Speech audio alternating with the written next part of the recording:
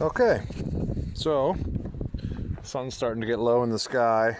At least the wind kind of died down on us a little bit. I took some of my other videos back down again. I think I'm just trying to be positive. I'm not gonna try and be funny anymore. 'Cause my funny's not funny. It's just me making observations of the world around me, but it just comes off as just being a poopy head. So I'm just gonna keep it to myself. Anyway, I enjoy it, but I guess it's just for me. So there's some more videos coming tonight about my adventures in collecting hoses today for this thing. What do we do today? We replaced the map sensor. That was $60. Not a big deal. I can pay $60 to get my truck running again. And then we replaced the throttle position sensor, which is on the bottom of this guy.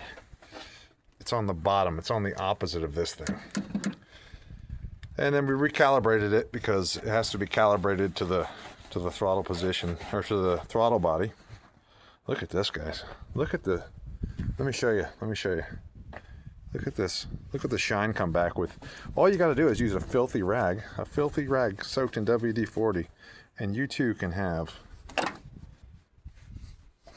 I'm telling you what, she's really coming back to life for us. What was I talking about? I don't know what the hell I was talking about. But anyway, throttle position sensor's back on there. Boom. Map sensor's on there. Here's my piece of $32 heater hose. And then here is my $12 worth of vacuum lines, which are definitely not hooked up properly. I've got a door over here, a flapper door here, with a line that was never connected. We've got a vacuum canister here, which is like an auxiliary, you could call it a tank, a vacuum tank, that usually powers your heater equipment, However, I know from experience that that's also a vacuum canister, and that this is a T-valve, like a one-way valve that sucks this canister down, and then it's when the engine vacuum gets low on this side, this one-way valve locks off, and this canister still gives us vacuum that goes into the passenger compartment, so you can still operate your heater. This vacuum canister here, however, I don't see any one-way valve anywhere in or out of it. So I don't know what to say about that. If anything, you would think that it could be downstream of a T-valve, but there was no valve over here anywhere. This is a fuel pressure regulator. That definitely should have vacuum.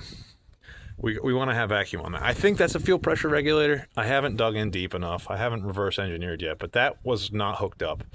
Now it is. That's going to be a good thing. That could have been part of the problem too. Fuel pressure regulators vacuumized. Map sensor has a line on it now. This line is coming over to now my exhaust gas recirculation valve, which most likely doesn't work, but that's another party for another day. She's electronically hooked up. This line comes over to my giant vacuum canister. And then from the giant vacuum canister, we go over to this line, which goes into that vacuum canister, and nothing goes to that flapper valve. That's most likely your defrost inside-outside air valve.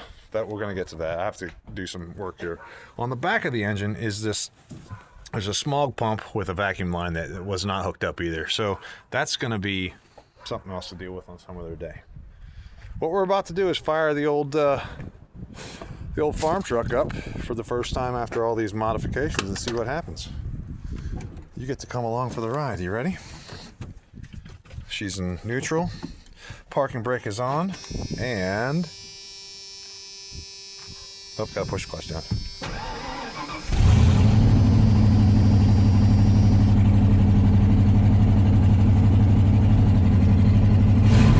Oh my!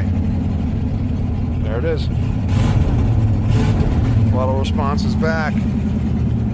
Throttle response is good. You probably can't hear anything over all the horsepower. Yep. All right. I'd say that was a good fix. Got some good fixing done today. Did not clean the garage. We're gonna do that here tonight. I'm not drinking beer today since it's Sunday. No, I'm not drinking beer today because I don't have any beer. And my stomach has been upset from drinking too much beer. But clean out the garage a little bit. Maybe do some more drywall sanding. Definitely got to take the old Thunder buggy here for a cruise up the road. And then we're going to wrap up the day. Look at this yard.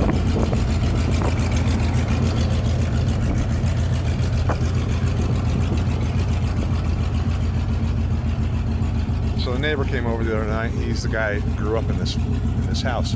He's the man I bought this place from. It's his dad.